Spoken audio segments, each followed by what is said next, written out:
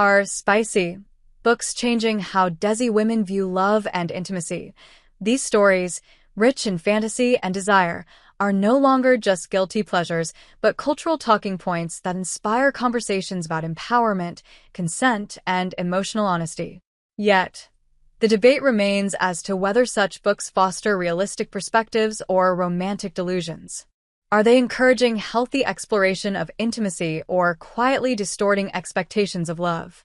As South Asian readers increasingly embrace these narratives, their impact reaches beyond fiction, influencing how many women approach relationships in real life. For some, the allure lies in unapologetically sensual storytelling that places female pleasure and agency front and center.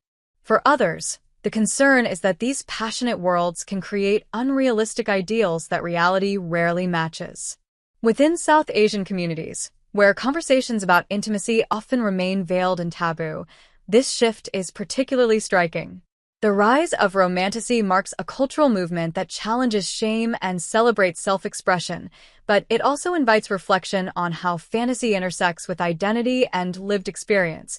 Readers are finding that the bold, emotionally rich characters in these novels permit them to embrace vulnerability, confidence, and open communication. Sexologist Ariana Min from the Society of Australian Sexologists notes that such stories foster imagination and connection, helping couples explore physical intimacy with new curiosity and creativity.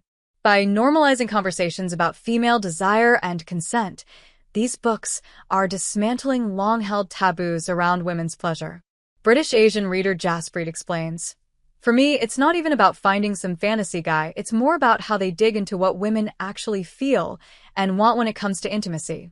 Like, they're not shying away from it, are they?" Her words echo a growing sentiment among young South Asian women who see these books as spaces of emotional honesty rather than scandal. Authors such as Anna Huang and Kennedy Ryan have also observed how the genre signals a shift in women's storytelling, giving voice to desires often overlooked or dismissed. Through platforms like Book Talk, readers are discovering diverse characters and love stories that resonate with their own experiences.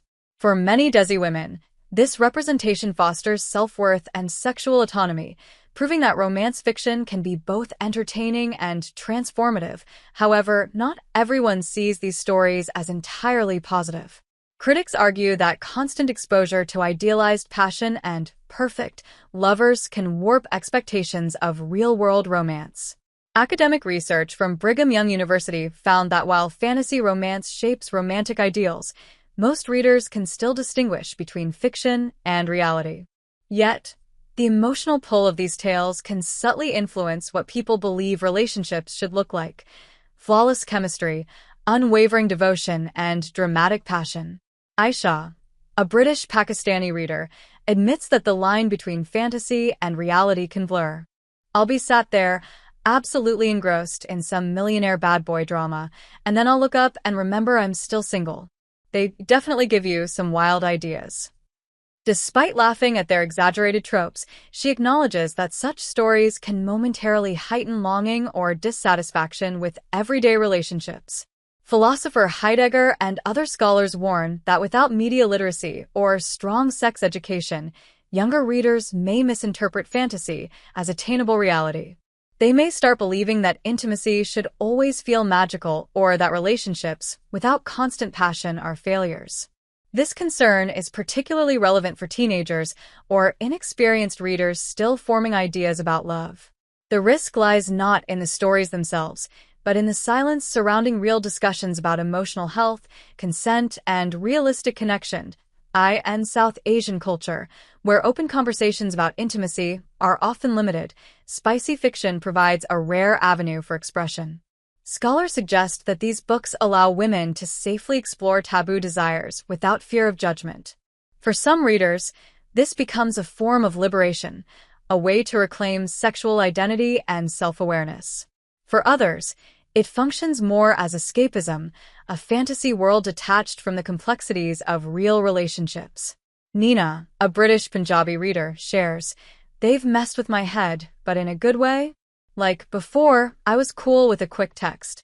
Now I'm reading these books and I'm thinking, Where's my man who writes me poetry and looks at me like I'm the eighth wonder of the world? Her reflection captures a common paradox.